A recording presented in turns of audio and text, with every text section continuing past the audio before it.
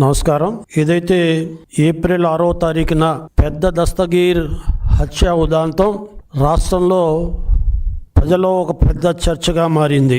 వైఎస్ఆర్సీపీ సానుభూతిపరుడై నాయకులకు దగ్గరగా ఉండే పెద్ద దస్తగీర్ హత్య ఎందుకు జరిగింది, జరగవలసిన అఘాయిత్యం ఎందుకు వచ్చింది అనేది ఈనాడు ప్రజల్లో ఒక ప్రశ్నగా మిగిలింది. మరి తాడేపల్లి ఆదేశాలతోనే పెద్ద దస్తగీర్ హత్య జరిగిందా అనే అనుమానం కూడా ప్రజల్లో చాలా బాగా నాటుకుపోయింది. ఏ రకంగా అయితే ఈనాడు ప్రతిపక్షంలో వచ్చిన తర్వాత రఫా ఆడిస్తాం, గంగమ్మ జాతరలో ఏ రకంగా పొట్టేలను బలిస్తామో ఆ రకంగా బలిస్తాం అని ఏదైతే రెచ్చిపోయి ఈనాడు వైఎస్ఆర్సీపీ నాయకులు కార్యకర్తలు మాట్లాడుతున్నారో దానికి అనుగుణంగానే ఈ హత్య జరిగినట్టు ఈరోజు అనుమానం కలుగుతుంది.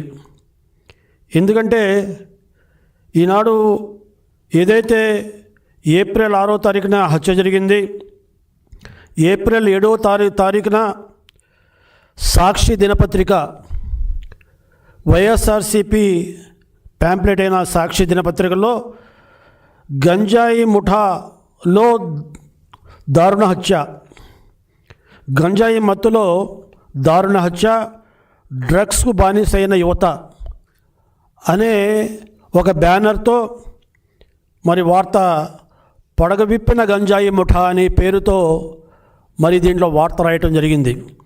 అంటే ఏది విచారించకుండానే ఏది తెలియకుండానే మీరు గంజాయి ముఠా తగాదాలతో గంజాయి మత్తులో ఇది జరిగినట్టుగా చిత్రీకరించి హత్యని మరి పెడదారి పట్టించడానికి ప్రయత్నం చేసినట్టు ఇక్కడ కనబడుతుంది.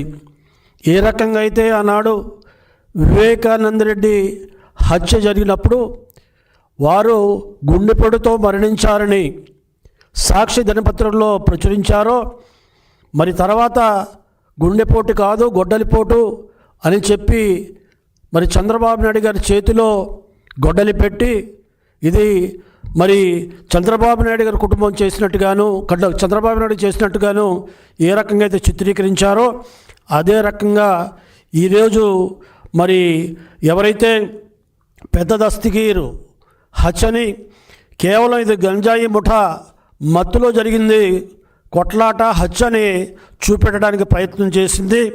మరి ఏ రకంగా అయితే వివేకానంద రెడ్డి హత్యని మరి ప్రజల్లో తప్పుదారి పట్టించడానికి ప్రయత్నం చేశారో అదే పద్ధతిలో ఈ హత్యని కూడా తప్పుదారి పట్టించడానికి ప్రయత్నం చేసినట్టుగా ఇక్కడ కనిపిస్తుంది.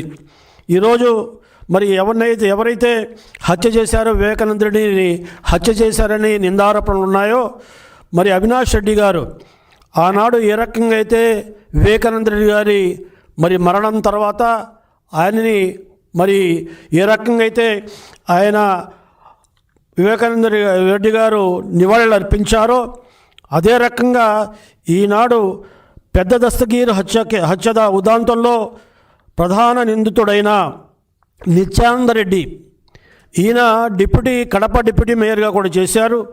ఈయన ఎక్కడైతే మార్చురికి రావటం అక్కడ పెద్ద దస్తగీర్ మరి శవం దగ్గర కన్నీళ్లు పెట్టుకుని నటించిన ఉదంతం ఈరోజు ఆస్కార్ అవార్డు కూడా పొందే పరిస్థితున్న నటనని ఈ సందర్భంగా మనం చేస్తున్నా. ఈనాడు మరి దస్తగీర్ హత్య ఇది కేవలం మరి ఏదైతే గంజాయి ముఠాల వల్ల జరిగింది కాదు, సాక్షి పేపర్ చెప్పినట్టుగా కాదనేది ఈనాడు పోలీస్ విచారణలో తేలింది. ఇది భూ వివాదాల్లో వైఎస్ఆర్సీపీ ముఠాలే సొంతంగా అతను హతమార్చాయి అనేది ప్రాథమిక విచారణలో పోలీసులు తేల్చిన సందర్భాన్ని ఈ సందర్భంగా ప్రజలు గమనించవలసిన అవసరం ఉంది. ఏ రకంగా అయితే మరి ఈనాడు పెద్ద దస్తగీరు ఆనాడు మరి ఏ రకంగా అవినాష్ రెడ్డితో కానీ రవీంద్రనాథ్ రెడ్డితో అనుచరుడుగా ఉంటూ మరి జగన్మోహన్ రెడ్డితో కూడా సన్నిహితంగా ఉండేవారు. 500 కోట్ల పైగా ఆ విలువైన 150 పైగా ఉన్న ఆస్తుల లావాదేవీలు కూడా మరి ఆయన ఇంట్లో మరి దొరికినట్టుగా తెలుస్తుంది. కాబట్టి ఏవైతే మరి వ్యాపారాలు జరిగినాయో, ఏవైతే లావాదేవీలు జరిగినాయో, ఏవైతే భూ కబ్జాలు జరిగినాయో దానికి సంబంధించిన ఆస్తుల మూలంగానే ఈ హత్య జరిగింది. ఈయన అడ్డంకుగా ఉంటున్నాడనే ఉద్దేశంతోనే ఆయన హతమార్చారనే విషయం ఇక్కడ మరి రుజువు అవుతుంది. మరి ఏదైతే రైతులకు నీరు అందించే కేసీ కెనాల్కి సంబంధించిన 492 సర్వే నెంబర్లోని ప్రభుత్వ భూమిని వెంచర్లుగా చేసి అమ్మటంలో కూడా దస్తగీరు మరి ప్రధాన హస్తం ఉంది. ఆ రకంగా పెద్ద దస్తగీరు ప్రధాన హస్తం ఉంది. ఇదే వెంచర్లో మరి రవీంద్రనాథ్ రెడ్డి గారు మాజీ ఎమ్మెల్యే, కడప డిప్యూటీ చైర్మన్గా చేసిన ఆయనకు కూడా ఒక చక్కటి భవనం ఇందులో నిర్మించుకున్నారంటే ఏ రకంగా మరి ప్రభుత్వ ఆస్తులను కొల్లగొట్టి వెంచర్లుగా చేసి దాని ద్వారా డబ్బులు గడించారో ఈ ఒక్క ఉదాంతంతోనే తెలుస్తుంది. రవీంద్రనాథ్ రెడ్డికి మరి చాలా సన్నిహిత అనుచరుడుగా వీరు మెలిగారనేది ఇక్కడ సుస్పష్టం అవుతుంది.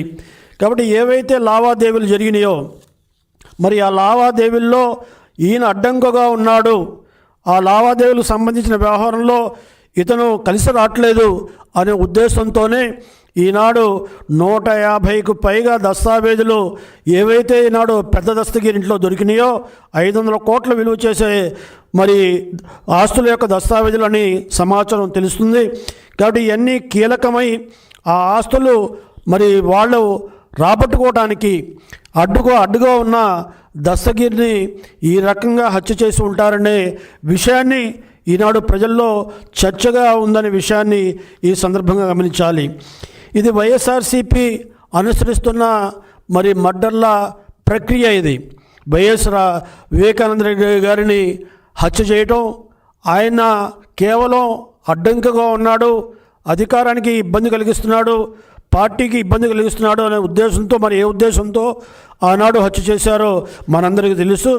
ఆ రకంగా ఆయన అడ్డంకు తొలగించుకోవడానికి ఆ రోజు వారి కుటుంబ సభ్యులే దీనిలో పాల్పడ్డారనేది సిబిఐలో ప్రధానంగా వస్తున్న విషయాలు.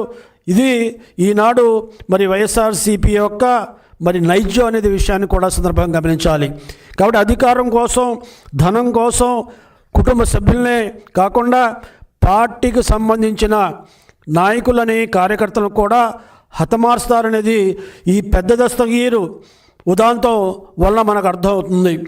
మరి ఏవైతే దస్తగిరి సతీమణి మరి వైఎస్ఆర్సీపీ పార్టీ కార్యాలయంలో ప్రెస్ పెట్టి కన్నీరు పెట్టుకుని నిందితులను శిక్షించాలి, తమకు న్యాయం చేయాలని చెబితే ఈరోజు వైఎస్ఆర్సీపీ సోషల్ మీడియా వాళ్ళు మాత్రం ఆమె వైఎస్ఆర్సీపీకి పార్టీకి క్లీన్ చిట్ ఇచ్చిందని మరి ఈరోజు ప్రచారం చేసుకోవటం సిగ్గుమాలిన తనంగా నేను ఈ సందర్భంగా మనవి చేస్తున్నా. కాబట్టి బాధితురాలికి న్యాయం అడుగుతుంటే మరి వైఎస్ఆర్సీపీ ముఠా రాజకీయాల కోసం ఆమె మాటలను వక్రీకరిస్తున్నారనే విషయాన్ని ఈ సందర్భంగా మనం గమనించవలసిన అవసరం ఉంది. ఈనాడు డిప్యూటీ మేయర్ మరి ఎవరైతే నిత్యానంద రెడ్డి ఉన్నారో ఆయన మరి ఈరోజు పరారీలో ఉన్నారు. అందరూ దొరికారు కానీ నిత్యానంద రెడ్డి మరి ప్రధాన నిందితుడు మరి పరారీలో ఉన్నాడు. ఈ రకంగా వందలాది కోట్ల రూపాయలు విలువ చేసే ఆస్తుల విషయంలో మరి అడ్డు తొలుగుతున్నాడనే ఉద్దేశంతోనే ఈ పెద్ద దస్తగిరిని హతమార్చారు అనే విషయాన్ని ఈ సందర్భంగా రూఢి చేస్తుంది. కాబట్టి ఇటువంటి హత్యా రాజకీయాలు మరి సొంత పార్టీ నాయకులనే హతమార్చే ప్రవృత్తి మరి ఉన్న మరి వైఎస్ఆర్సీపీ రేపు ప్రజల యొక్క మాన ప్రాణాలు, ఆస్తులు ఏ రకంగా రక్షించగలుగుతారు? గత 5 సంవత్సరాలుగా మనం చూసాం, ఎన్నో ఇబ్బందులు పడ్డాం. ఈ వైఎస్ఆర్సీపీ మరి ముఠా మరి ఆ ప్రజల ఆస్తులను ఏ రకంగా కైవసం చేసుకున్నారో, ఏ రకంగా మరి ఇబ్బంది పెట్టారో, మరి ప్రాణ మాన ఆస్తులకి మరి నష్టం కలిగించారో మనం చూసాం. ఇప్పుడు కూడా వాళ్ళు అదే పద్ధతిలో ఏ మార్పు రాలేదు. ప్రజలు వాళ్ళని శిక్షించిన 151 స్థానాల నుండి 11 స్థానాలకి తగ్గించి ప్రజలు వారిని ఒక మూల కూర్చోబెట్టినా ఈనాడు ఈ రకమైన అఘత్యాలు, ఈ రకమైన దౌర్జన్యాలు, ఈ రకమైన హత్యలు పాల్పడుతున్నారంటే వీరి నైజం ఎక్కడా కూడా మారలేదు, వీరు మారరు కూడా అనే పరిస్థితిని కూడా మనం అర్థం చేసుకోవాల్సిన అవసరం ఉంది. అందుకనే ఈరోజు ఎన్నికలు కాకముందే ప్రతిపక్షంలో ఉండి 11 స్థానాలు గెలిచిన వాళ్ళే ఈనాడు మరి తెలుగుదేశం పార్టీని భయపెట్టాలనుకుంటున్నారు, ఎన్డీఏ కూటమిని భయపెట్టాలనుకుంటున్నారు, ప్రజలను కూడా భయపెట్టాలనుకుంటున్నారు. అందుకని మళ్ళీ మేము వస్తాం, రఫా ఆడిస్తాం. గంగమ్మ జాతరలో పొట్టేలను ఏ రకంగా అయితే బలిస్తారో ఆ రకంగా ఒక్కొక్కరి తలలు నలుగుతాం అన్నట్టుగా వాళ్ళు ఈరోజు మాట్లాడుతున్నారంటే ఏ రకమైన దుర్విధానం, ఒక దుష్ట విధానం, ఒక దౌర్జన్యపూరితమైన ఆలోచన ఈనాడు ఈ వైఎస్ఆర్సీపీ పార్టీకి ఉందో ఈనాడు మనకు అర్థమవుతుంది. దస్తగీర్ అనే వ్యక్తి ఏ పార్టీ కోసం, ఏ నాయకుల కోసం అతను పనిచేశాడో, ఏ నాయకులను డబ్బులు సంపాదించడానికి భూములు ఆక్రమించి భూ కబ్జాలు చేసి మరి భూములు మరి అడ్డంగా మరి వాళ్ళకి సంపాదించి పెట్టాడో అటువంటి వాడికే హత్య చేసి ఇక్కడ ఈహలోకం నుండి ఆయనకి పంపించేశారంటే ఇక సామాన్య ప్రజలకి ఏ రక్షణ ఈ వైఎస్ఆర్సీపీ కలిగిస్తుందో ప్రజలు ఒకసారి గమనించాలి. కాబట్టి ఈ రాష్ట్రం శాంతియుతంగా సోదర భావంతో మరి అందరూ కూడా మాన ప్రాణ ఆస్తుల సంరక్షణ కలిగే విధానం ఉండాలి. అంటే ఈనాడు ఏదైతే ప్రభుత్వం ఈనాడు చంద్రబాబు నాయుడు గారి నాయకత్వంలో ఉందో ఈనాడు ఇటువంటి శక్తుల్ని మరి ఒకటే వేళతో లాగి పడేసి చట్టబద్ధంగా మరి గట్టి చర్యలు తీసుకుని ఈ రౌడీజాన్ని, ఫ్రాక్షిజాన్ని మరి ఏ రకంగా అయితే ప్రాణాలతో ఆడుకునే ఈ విధానాన్ని స్వస్తి పలకడానికి గట్టి చర్యలు పూనుకునే పరిస్థితుల్లో ఈనాడు ఈ ప్రభుత్వం ఉంది. రాబోయే రోజుల్లో ఇటువంటి శక్తుల్ని మరి ఎక్కడా కూడా ఎదగకుండా వాళ్ళ మీద ప్రభుత్వ పరంగా, చట్టపరంగా మరి కఠినమైన చర్యలు తీసుకోబోతుంది ఈ ప్రభుత్వాన్ని ఈ సందర్భంగా మనం చేస్తూ సెలవు తీసుకున్నాం.